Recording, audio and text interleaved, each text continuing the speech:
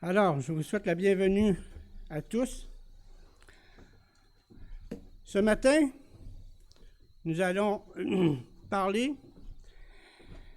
de Paul et sa fidélité à enseigner fidèlement la parole de Dieu. Prêcher la parole avec fidélité. Quel engagement de nos jours de prêcher cette parole avec fidélité. C'était tout autant un engagement au temps de Paul que ça en est pour nous aujourd'hui. Tournez dans Galates.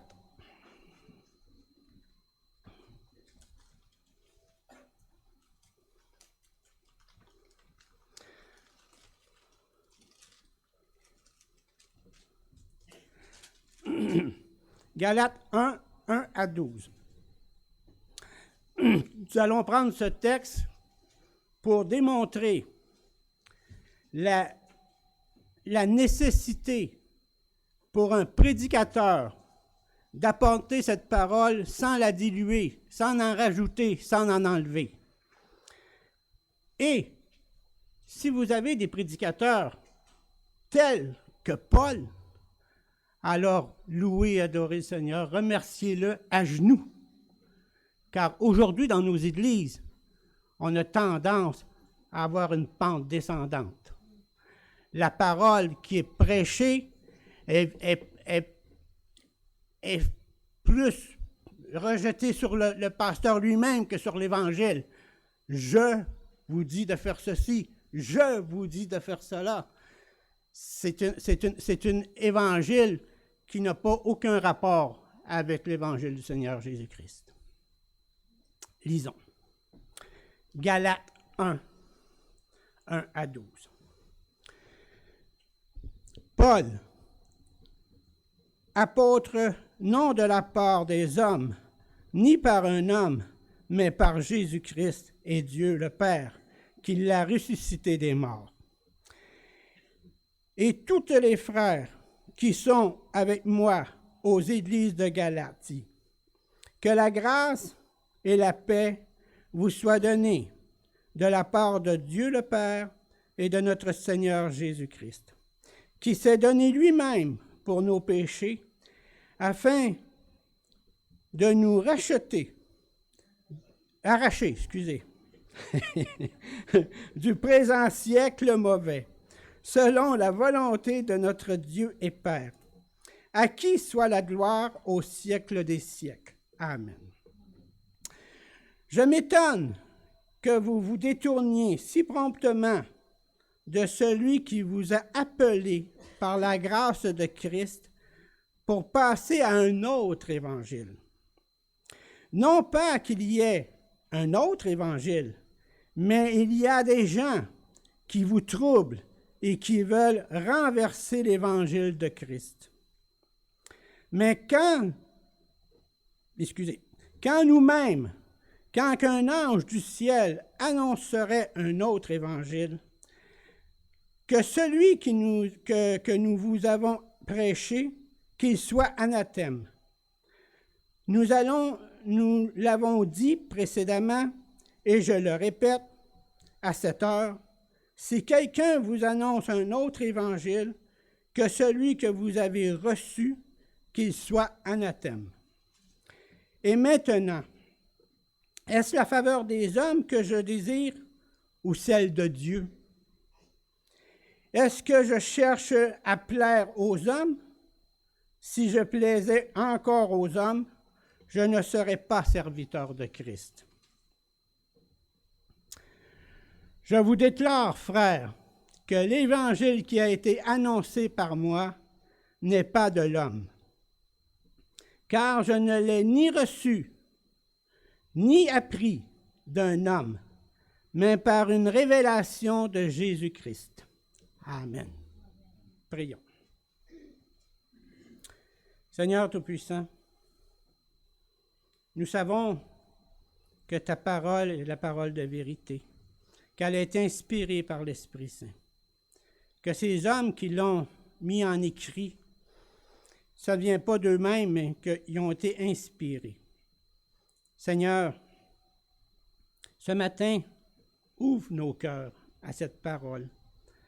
Que ton Esprit Saint nous éclaire sur ce texte que nous venons de lire, sur l'importance qu'il y a de prêcher fidèlement cette parole, car c'est une grande bénédiction pour ceux qui l'écoutent et la mettent en pratique. Seigneur, fais de nous de bons serviteurs, de bons dispensateurs de ta parole. Tu es le Dieu Tout-Puissant, 3 fois saint. C'est toi qui mérites la louange, l'honneur et la gloire. Seigneur, apprends-nous à t'aimer, comme au ciel on t'aime. Apprends-nous à rechercher ta parole à chaque jour, à la méditer, à l'étudier. Oui, Seigneur, dans cette grâce, Seigneur, que tu nous fais de nous avoir donné ces écrits, que nous puissions nous agenouiller et te remercier pour cette connaissance que tu nous donnes, pour cette sagesse que tu permets que l'on ait. Seigneur, que chacun de nous ce matin, et tous les autres matins et tous les autres jours, puisse avoir une relation avec toi, cette relation d'amour, cette relation de paix, cette relation qui nous amène à être dans la plénitude. Oui, tu es un Dieu tout-puissant et nous te rendons gloire, Seigneur, pour tout ce que tu fais pour nous. Et fais grandir ton Église à Actonville dans la foi, l'amour, la sincérité, la bienveillance les uns envers les autres. Merci. Amen. Frères et sœurs, prêchez la parole avec fidélité. Paul déclare au verset 1, Paul apôtre. Dès le début, il fait connaître son rang, apôtre. Non de la part des hommes, ni par un homme, mais par Jésus-Christ et Dieu le Père, qui l'a ressuscité des morts.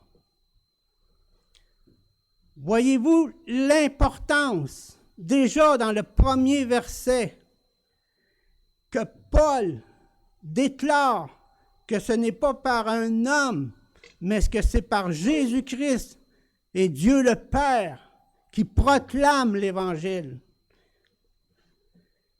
Ça donne cette force à l'Évangile. D'ailleurs, plus loin, il dit que l'Évangile est une puissance de Dieu.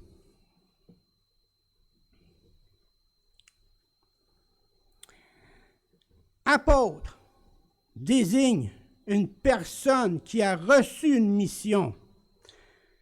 Si nous regardons dans les évangiles, nous voyons que chaque apôtre avait une mission sur la terre. Une mission, oui, les apôtres de Jésus-Christ, les 12 et Paul, car au début ne faisait pas partie des 12. Les 12 et Paul étaient ses ambassadeurs ou messagers spéciaux. Encore là, nous trouvons l'importance de prêcher la parole avec fidélité. Des messagers spéciaux pour le Seigneur. C'est une importance capitale. Ils devaient poser, à ce moment-là, les apôtres devaient poser les fondements de l'Église primitive et devenir les canaux de la révélation de Dieu.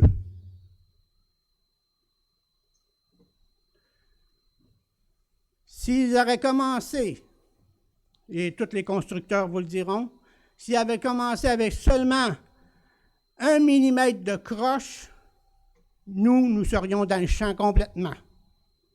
Car si tu commences avec 1 millimètre de croche, puis c'est sur une longueur de 30 pieds, rendu au bout, tu vas avoir peut-être bien 6 pouces de croche.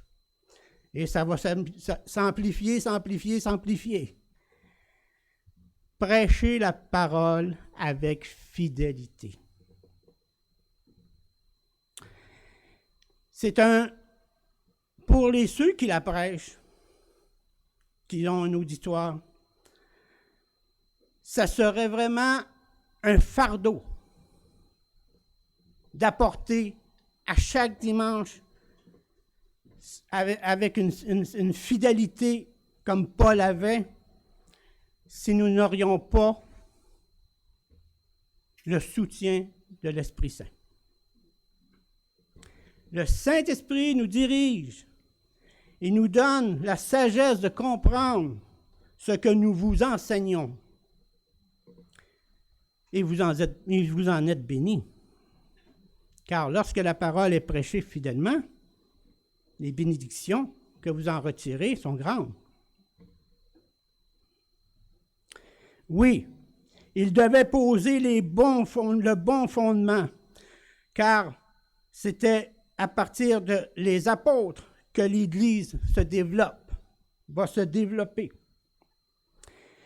Ils avaient tout ce souci, d'ailleurs, de bien prêcher ce que le Seigneur leur avait enseigné. C'est un principe qui a empêché Paul d'abandonner le ministère. La conscience qu'il avait devant son maître, il avait qu'est-ce que sa conscience lui dictait?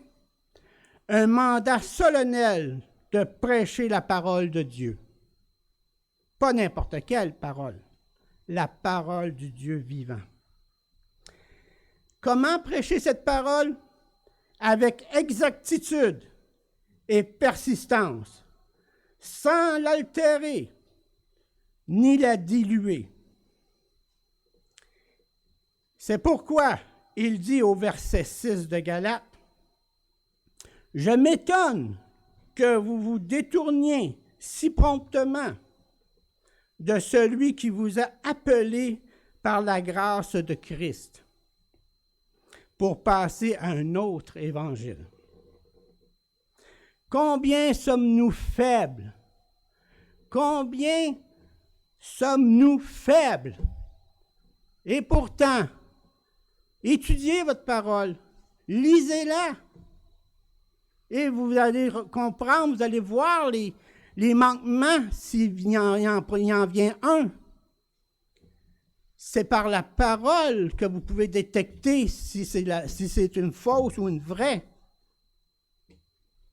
D'ailleurs, peut-être que Dominique pourrait vous en parler plus que moi, je ne sais pas mais d'ailleurs, il y a des policiers spécialisés dans la fausse monnaie. Et comment ils font pour savoir si c'est une vraie ou une fausse? Bien, ils étudient la vraie pour savoir si c'est la fausse. Et quand ils sont en présence d'une fausse, ils la reconnaissent. Étudiez la parole. Regardez-la. Lisez-la. Vous allez voir. Si un vient vous annoncer des faussetés, bien là, vous allez pouvoir tout de suite le contrer. Ce n'est pas seulement qu'à nous de prendre soin du troupeau.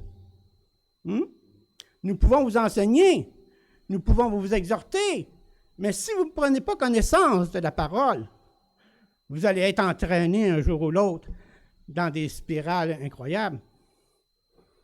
C'est en lisant la parole, en prenant connaissance de la parole, et si vous ne comprenez pas certains textes, bien dites-vous que, tout comme Dominique l'a expliqué, vous pouvez aller voir un ancien et lui demander « Qu'est-ce que ça veut dire selon toi, ça, selon la parole? » Celui qui a étudié va pouvoir t'enseigner, va pouvoir te diriger vers le bon chemin qui mène. Alors, avec exactitude et persistance. Persistance, c'est de la persévérance. Justement, on étudie, pour les hommes, là, on étudie là, la persévérance des saints. une fois par mois. Qu'est-ce que la persévérance des saints? Ce que nous allons voir le prochain coup qu'on va se réunir. Ici, ça nous dit avec persévérance. La persévérance ne vient pas quand que tout va bien. Bien au contraire. La persévérance vient lorsque ça va mal, puis qu'on a des points qui sont pas avec notre accord. Attention, notre accord peut être pas correct non plus, là. La persévérance, c'est de toujours garder en vue la parole de Dieu. La persévérance, c'est de toujours s'en remettre à la parole de Dieu. Peu importe ce qui t'arrive, le Seigneur est au contrôle de toutes choses. C'est pourquoi qu'il dit, sans l'altérer, sans la diminuer, la diluer, nous prenons pas seulement ce qui fait notre affaire dans la parole, nous la prenons au complet. Ce n'est pas un buffet. Tu ne peux pas choisir ce que tu aimes et laisser ce que tu n'aimes pas. L'Évangile de Christ.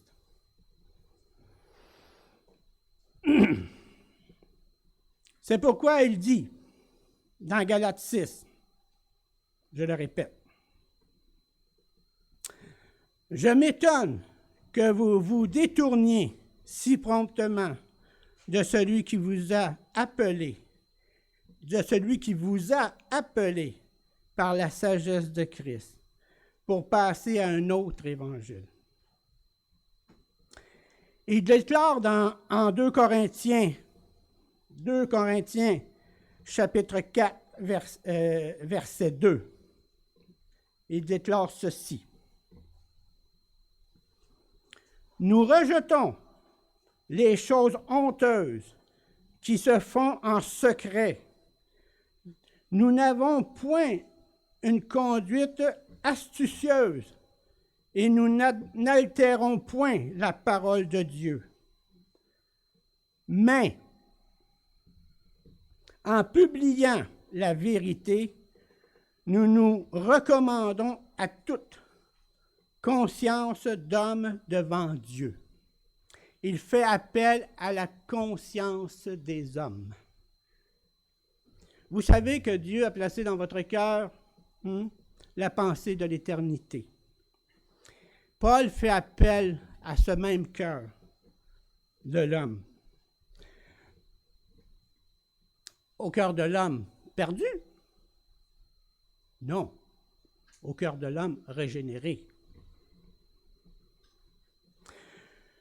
Ce fut la réponse de Paul à une accusation calomnieuse de la part des faux docteurs, justement, qui l'accusaient de tromperie en disant qu'il avait tordu et perverti l'enseignement de Jésus.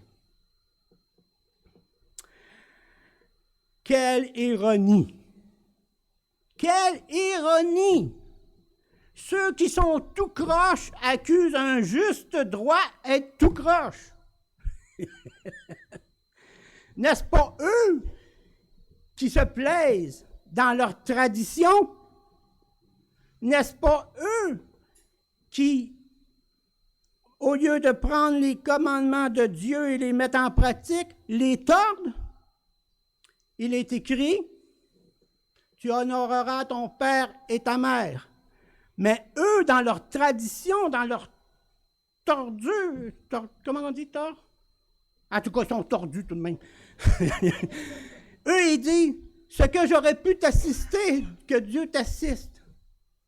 Ils tordent les Écritures, ils tordent les commandements. Et là, ils accusent Paul de tordre l'Écriture, de tordre les paroles de Jésus-Christ.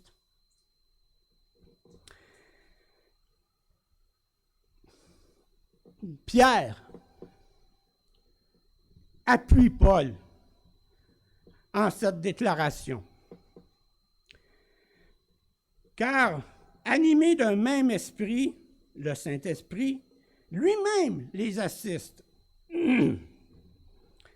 En Pierre 2 Pierre 2, 15 à 17. Ça dit ceci, et c'est Pierre qui parle. Croyez que la patience de notre Seigneur est votre salut. Et comment? Une patience infinie envers nous. Hier, on a reçu des gens de d'autres églises. Je ne sais pas où ça devient, mais en tout cas, ils me disaient que j'étais patient, que je ne me mettais jamais en colère. Je ne suis pas le Seigneur, je ne suis pas Paul. C'est vrai que je me mets très peu souvent en colère. Mais lorsque la colère vient, je dois demander pardon pour cette colère. Car souvent, ce n'est pas une colère justifiée, une colère d'orgueil, une colère qui vient de la chair. Et ici, Pierre nous dit que le Seigneur prend patience envers nous pour notre salut. Il dit aussi, comme notre bien-aimé frère Paul vous l'a aussi écrit, selon la sagesse qui lui a été donnée. Nous revenons au passage premier de Galates. Passage premier de Galates qui dit, qu'est-ce que dit Paul? Il dit, Paul apôtre, non de la part des hommes, ni par un homme, mais par Jésus-Christ et Dieu le Père qui l'a ressuscité des morts. Ça revient, selon la sagesse qui lui a été donnée par le Seigneur. C'est ce qu'il fait, excusez, c'est ce qu'il fait dans toutes les lettres où il parle de ces choses, dans lesquelles il y a des points difficiles à comprendre, dont les personnes, et voilà le lien que je veux arriver là. Excusez, je vais perdre ma place. Il y a des points difficiles à comprendre. Donc, les personnes ignorantes et mal affermies tordent le sens comme celui des autres Écritures pour leur propre ruine. Et c'est qu'est-ce que j'expliquais. Ils tordent les Écritures. Les commandements de Moïse, que l'Éternel a donnés à Moïse ont été tordus par ces gens. Et ce que Paul déclare venant du Seigneur est tordu par ces gens.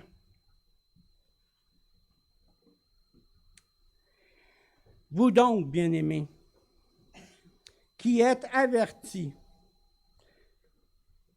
mettez-vous sur vos gardes, de peur qu'entraînés par l'égarement des impies, vous ne veniez à déchoir de votre fermeté. Paul reprend en 2 Corinthiens 2, 17. Il dit ceci.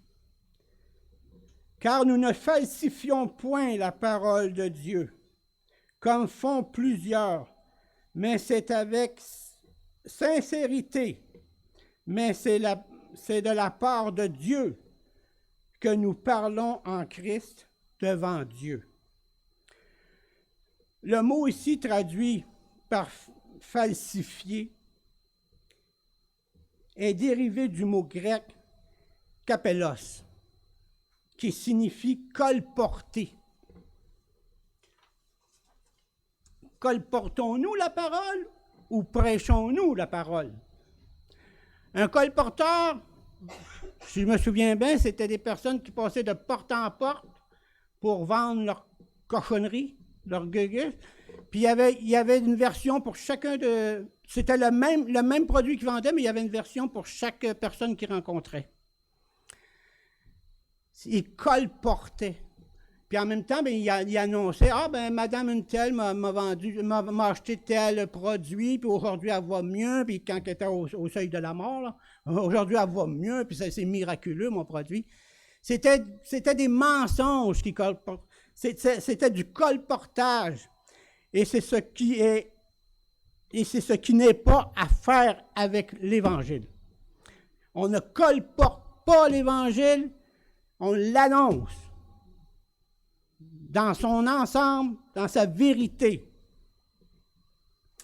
Paul dit essentiellement, « Je me ne livre pas à des tours de passe-passe avec la vérité divine. Je ne la dilue pas, je ne la dévalorise pas. Je ne suis pas un vendeur de rue qui fait de l'Évangile une marchandise. »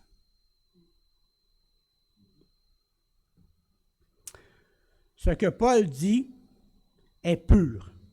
Galates 1, 7. Non pas qu'il y ait un autre évangile, mais il y a des gens qui vous troublent et qui veulent renverser l'évangile de Christ. Et mon frère a dit un petit texte tantôt dans Jean qui est à propos, justement. Il a dit ceci. C'est dans Jean... c'est Jean 10? OK. Qu'il a dit que nul ne sera ravi de sa main. Il peut y avoir des colporteurs. Il peut y avoir des gens qui tordent la vérité. Mais jamais un enfant de Dieu, un élu, sera ravi de sa main. Il sera toujours amené dans le bon chemin, soit par un frère, soit par une vérité qu'il va avoir entendue ailleurs, mais il va toujours être ramené dans le bon chemin. Nul ne peut les ravir de sa main.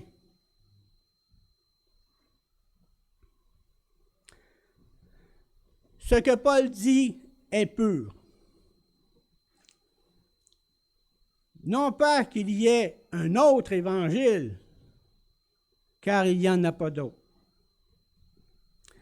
Contrairement à la philosophie du ministère qui domine dans plusieurs grandes églises aujourd'hui, et des églises influentes qui sont des dizaines, des centaines, même des milliers de gens qui sont réunis pour entendre un prêcheur prêcher et qui dit des mensonges à tous ces gens. Si on serait dans l'Église primitive, je crois qu'il tomberait direct en avant de vous mort.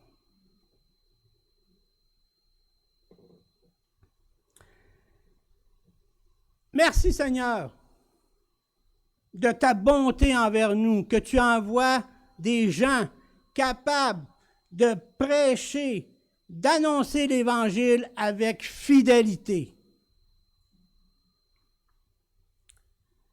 Oui, contrairement à ces églises qui glissent toujours plus profondément dans les choses du monde, qui laissent entrer subtilement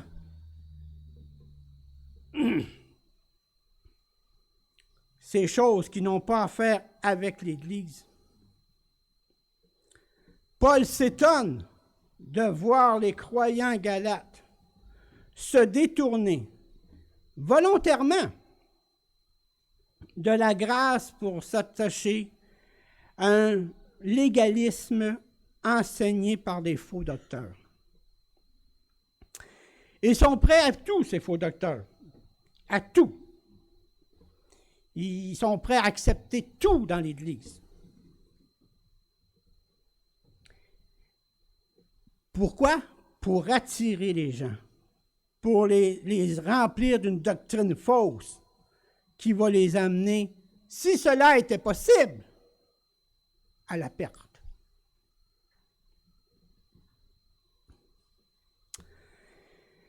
Oui, ils sont prêts à tout pour attirer les foules, mais ils ne font aucunement appel à la conscience humaine. Ils atténuent, le plus souvent ignorent même complètement les vérités essentielles de l'Évangile. Alors qu'ils ne font appel aucunement à la conscience des hommes, Paul, en 2 Corinthiens 4.2 que nous avons lu tantôt, fait tout le contraire, lui. Il fait appel à cette conscience. En 2 Corinthiens 5, 11. 2 Corinthiens 5, 11. Voici ce qu'il déclare.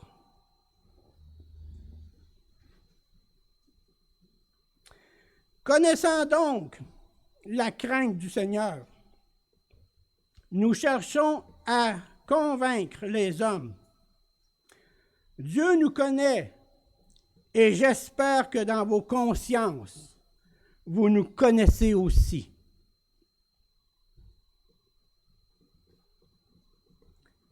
Savez-vous distinguer la vérité du faux?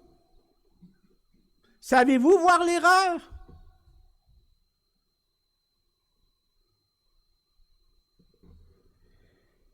Frères, sœurs, je prie. Je prie constamment pour que les enseignements que vous recevez à Actonville soient des enseignements qui fortifient votre âme, qui vous donnent ce zèle pour l'Évangile.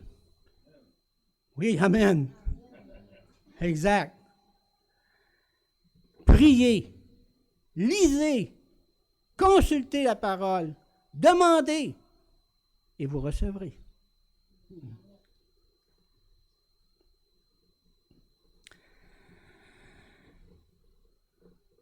Le ministère de la Nouvelle Alliance était trop noble pour que l'apôtre se permette de faire preuve de négligence ou de couardise.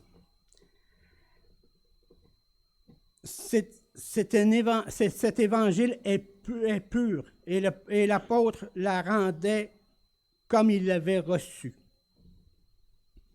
C'est un appel par Dieu à proclamer l'Évangile. Il ne pouvait renoncer à son appel. C'est pourquoi, au verset 8 de Galates, il dit ceci. Mais quand même, quand qu'un ange du ciel annoncerait un autre évangile que celui que nous vous avons prêché, qu'il soit anathème. Anathème. Quelle sentence dure qui démontre combien la parole de vérité doit être prêchée fidèlement. Car voyez-vous, dans les temps que nous vivons, il y a des gens qui font des prodiges au nom du Seigneur et qui ne le sont pas. Regardez dans 2 Thessaloniciens.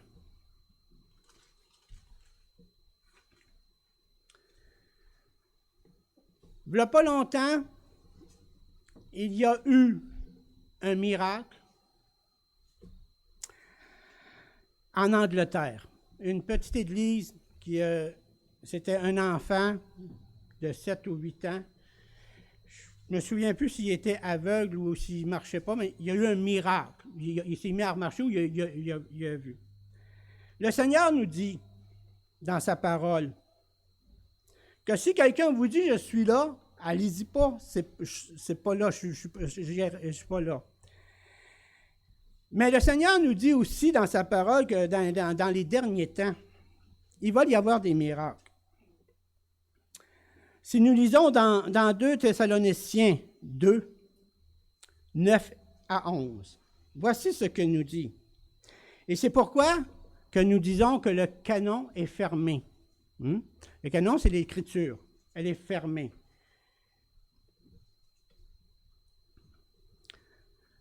L'apparition de ces impies se fera par la puissance de Satan, avec toutes sortes de miracles, de signes et de prodiges mensongeurs, et avec toutes les séductions de l'iniquité pour ceux qui périssent parce qu'ils n'ont pas reçu l'amour de la vérité pour être sauvés. C'est quoi le titre de ma prédication? L'importance de prêcher l'Évangile fidèlement. Qu'est-ce qu'on vient de lire là? Ça peut écarter beaucoup de chrétiens.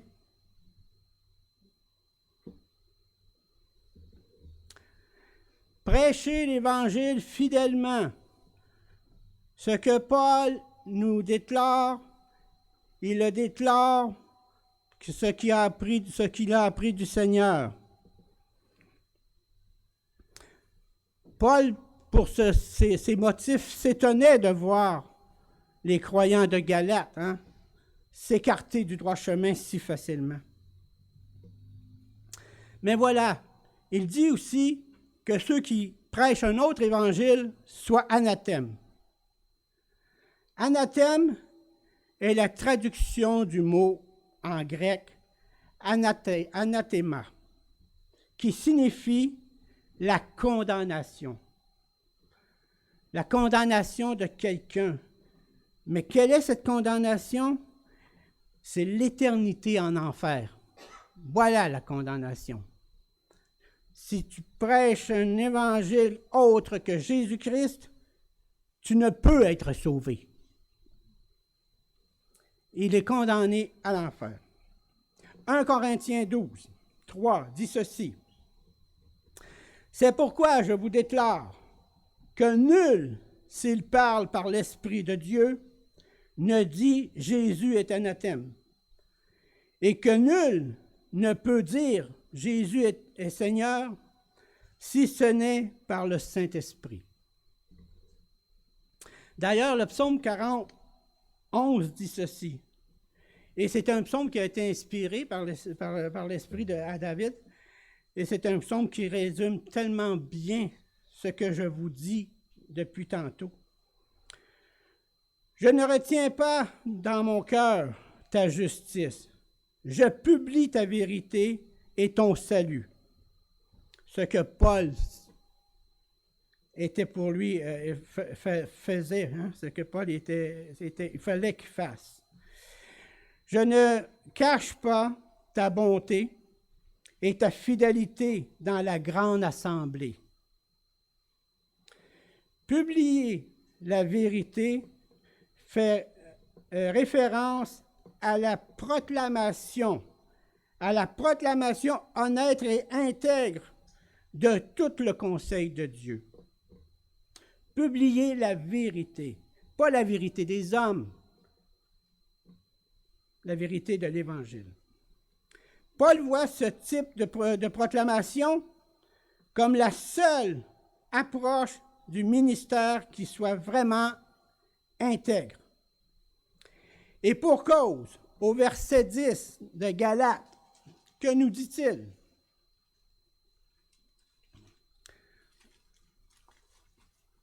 « 1,10. Il nous dit, « Et maintenant, est-ce la faveur des hommes que je désire ou celle de Dieu? Est-ce la faveur des hommes? »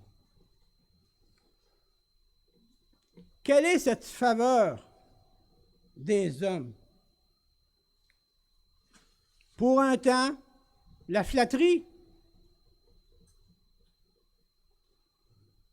Si nous cherchons l'accord des hommes, Nous avons sûrement la flatterie à y offrir. Il va nous offrir la flatterie en retour et on va s'échanger mutuellement des belles actions, des belles... Il cherche la faveur de Dieu. Cette faveur qui nous donne des trésors dans le ciel. Est-ce que je cherche à plaire aux hommes? Pas du tout, car il annonce l'Évangile. Et nous savons que parfois, l'Évangile, parfois et même souvent, lorsque nous prêchons le péché, est vraiment dérangeante. Et ce dérangement est bien pour vous. Est bien pour vous.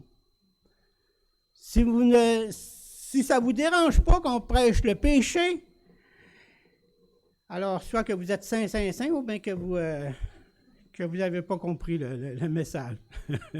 On est tous des pécheurs. Et nous avons besoin. On a besoin de l'entendre dire, on a besoin aussi d'en prendre conscience qu'on est des pécheurs. Paul déclare en quelque sorte, « Qu'importe si je dois faire face au rejet, car c'est ce qui peut arriver lorsqu'on prêche l'Évangile fidèlement, aux épreuves, à l'adversité, aux dissentiments, aux assauts de la persécution, car bientôt on va en arriver jusque-là. Je vous dis qu'on a passé un temps de calme, de tranquillité dans le ministère, mais qu'en voyant les choses qui se mettent en place, nous allons avoir des bouleversements. Il va y avoir des décisions à prendre difficiles qui vont être pour le bien de la communauté, mais qui vont être basées sur la vérité de l'Évangile. Attendez-vous que ça brasse. Car le monde est totalement à l'opposé de nous. Nous sommes des saumons, des truites, qui, toujours contre le courant, essaient de monter la chute. C'est une bataille à chaque jour. Est-ce qu'elle s'annonce? Non, elle ne s'annonce pas, elle l'est déjà. On est dans. Nous avons passé un temps de tranquillité, des petites vagues, mais ça vient qu'on est là, on est proche de la chute. Et plus qu'on se rapproche de la chute, plus que le courant y est fort. Alors, accrochons-nous à l'Évangile. Gardons nos yeux fixés dans ce livre merveilleux que le Seigneur nous a donné pour nous diriger. L'Évangile, une puissance de Dieu. Paul dit dans Romains, il le dit lui-même dans Romains 1,16.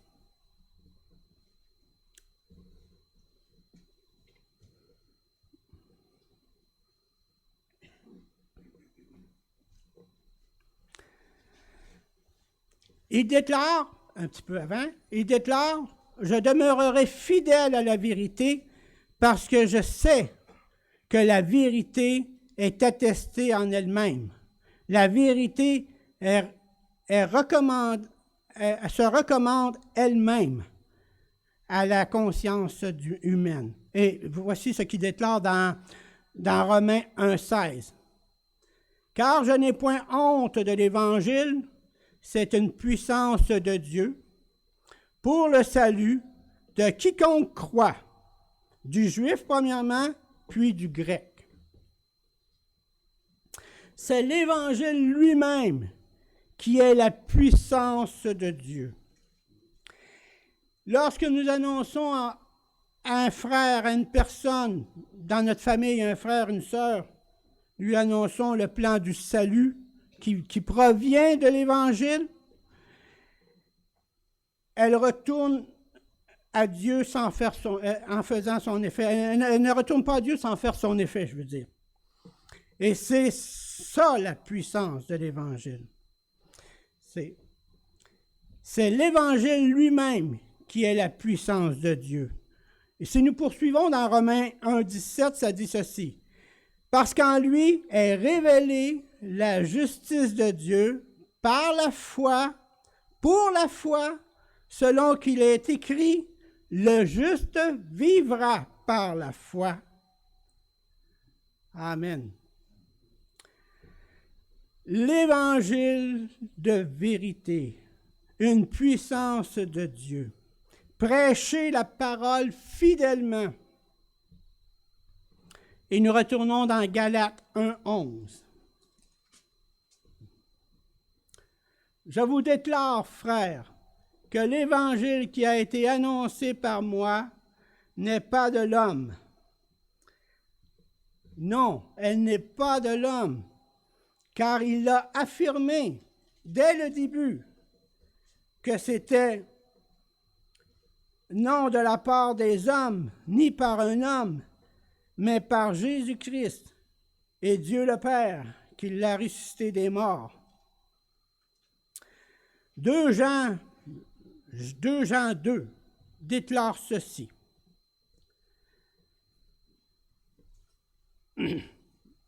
Il déclare, « À cause de la vérité qui demeure en nous et qui sera avec nous pour l'éternité. » Cette déclaration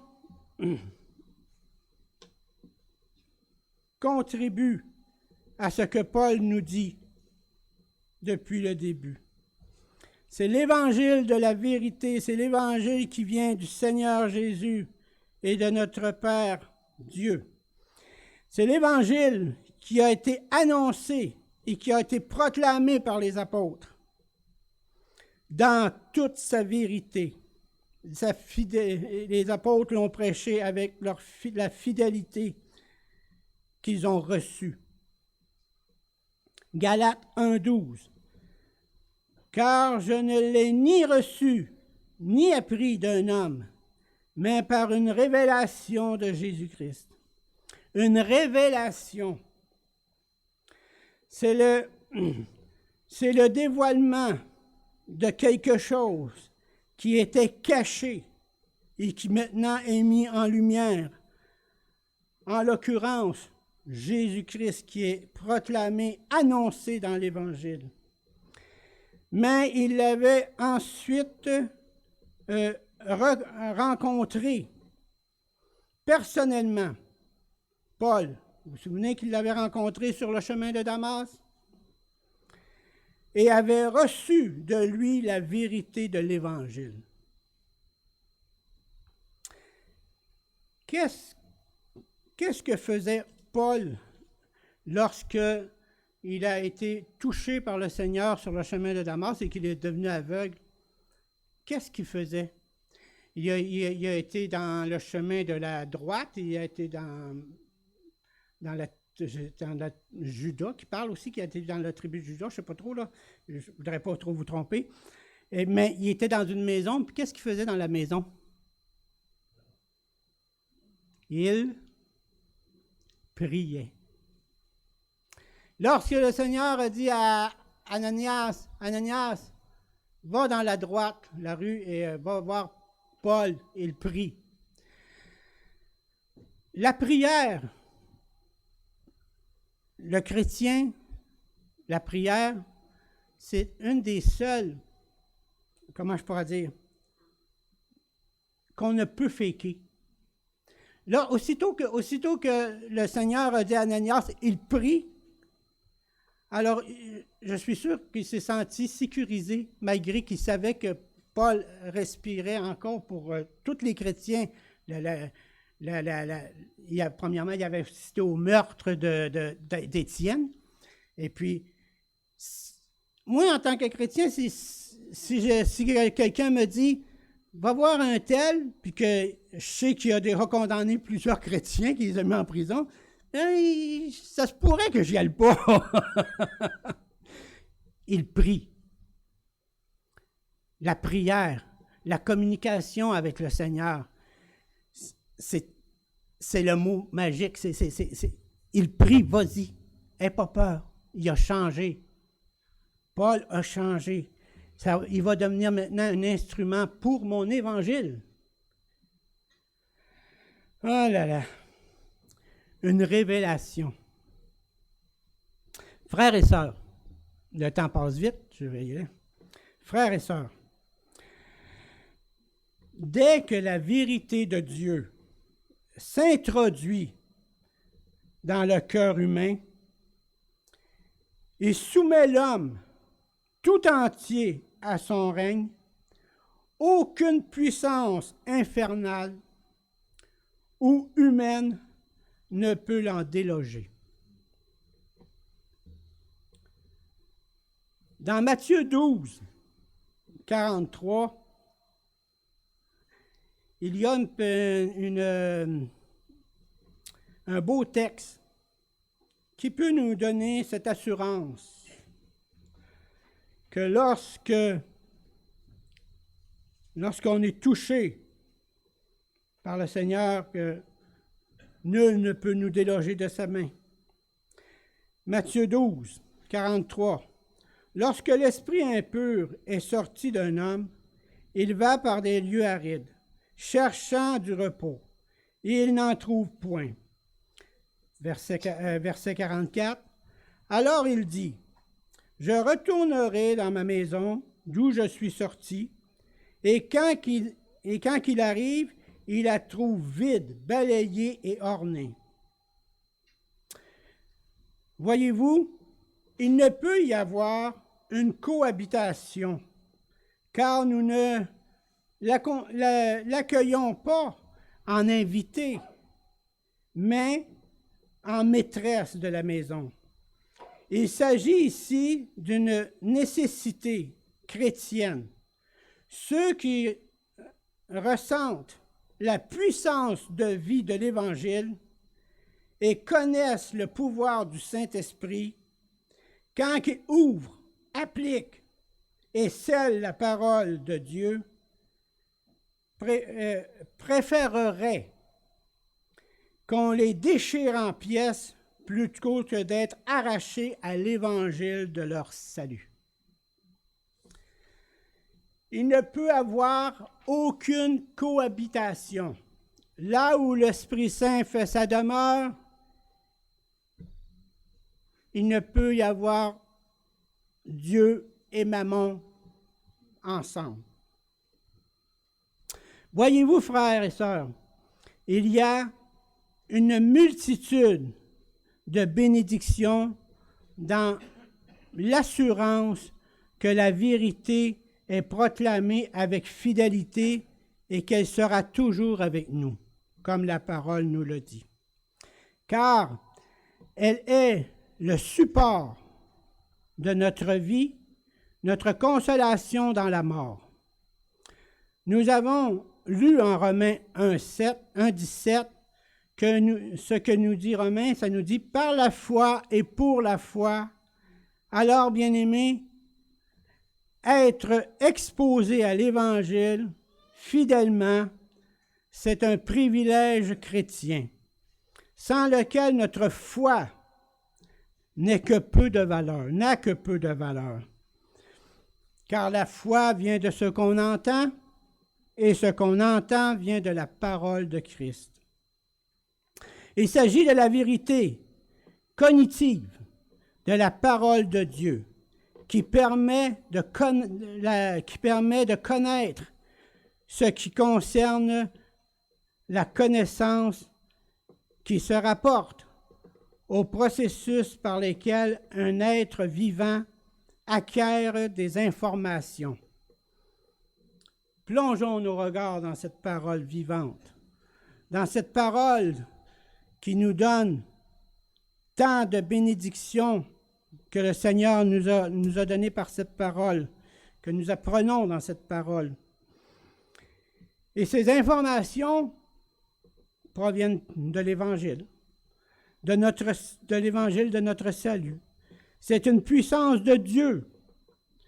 Oui, frères et sœurs, vous êtes bénis d'avoir des prédicateurs qui vous prêchent l'Évangile avec fidélité. cette parole qui entre dans nos cœurs, qui fait le ménage et qui, la maison après, est propre, est ornée de la vérité de la parole de Dieu. J'espère que cette prédication vous aura édifié, que cette prédication vous aura apporté un baume dans le cœur, de la joie et de la connaissance.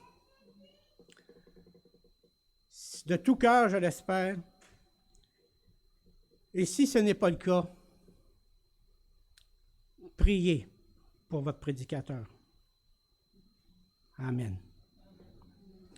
Seigneur Tout-Puissant, nous te remercions, Seigneur, pour l'évangile de grâce, l'évangile de bonté, de fidélité que tu nous apportes. Te demandons, Seigneur, dans ta grande sagesse, dans ta grande grâce pour nous, de nous bénir, de nous garder, de nous protéger. Seigneur, agis en nous. Oui, Seigneur, pendant le temps qui nous reste ensemble, que nous puissions te louer, t'adorer, toi qui es le Dieu vivant. Donne-nous des cœurs de chair, enlève nos cœurs de pierre. Seigneur, fais de nous, Seigneur, de bons dispensateurs de ta parole, en l'annonçant, en la proclamant dans la vérité. Amen.